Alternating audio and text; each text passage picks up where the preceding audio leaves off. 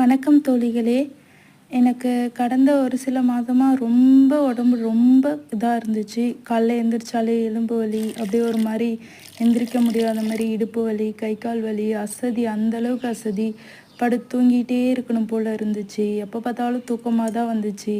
என்னோடய குழந்தைய பார்த்துக்கிட்டு, என் ஹஸ்பண்டையும் பார்த்துக்கிட்டு, பத்தாததுக்கு மாமியார் மாமனார்கிட்ட திட்டும் வாங்கிட்டு நாளை கடத்துகிற மாரி இருந்துச்சு.